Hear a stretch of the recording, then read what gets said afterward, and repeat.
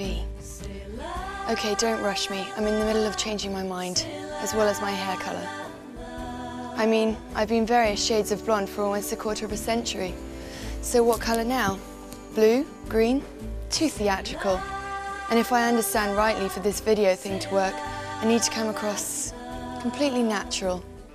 So yes, I'm changing my mind about doing the video, but please don't put it down to looking for closure, psychobabble.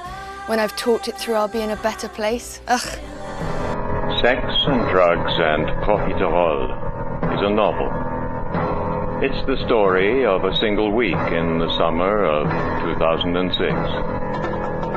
I'll be reading the 39 chapters as a weekly audio podcast. A bit like an audio book, right?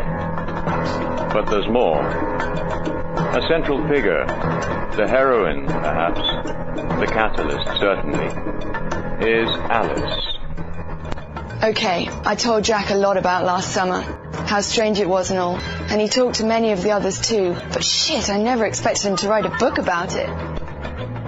Alice's weekly video blog is her way of thinking back to last summer, making sense of what happened and changed so many lives, at least the lives of those who survived.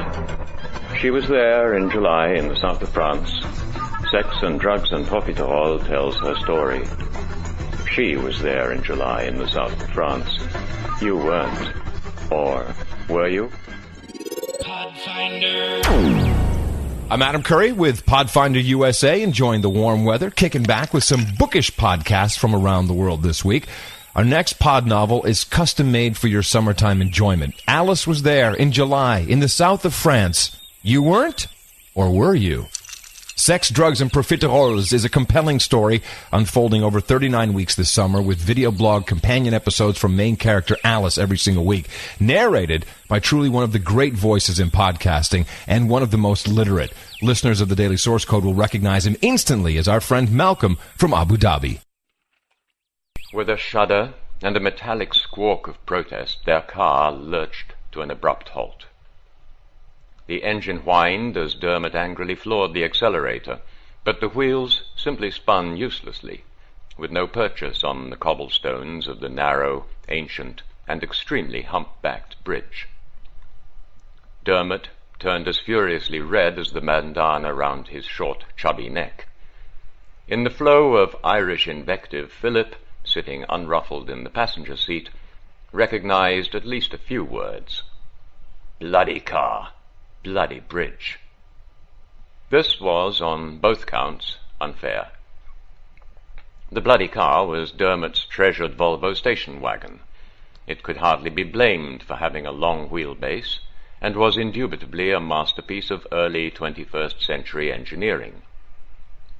The bloody bridge, on the acute hump of which the underframe of the Volvo rested in perfectly balanced immobility, had been designed merely to allow beasts of burden, whether two or four-legged, to cross the Canal du Midi, itself a supreme example of late 17th century engineering.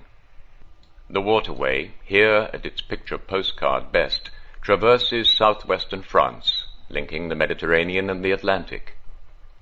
Here the overhanging plane trees lining the canal formed a seemingly endless verdant tunnel. It was the kind of view one might well stop for a few minutes to admire. Bugger. Bugger, indeed. You can find a world of podcasts to enjoy, including Sex, Drugs, and Profiteroles at podshow.com on the web. 4 networks in one, and all for free.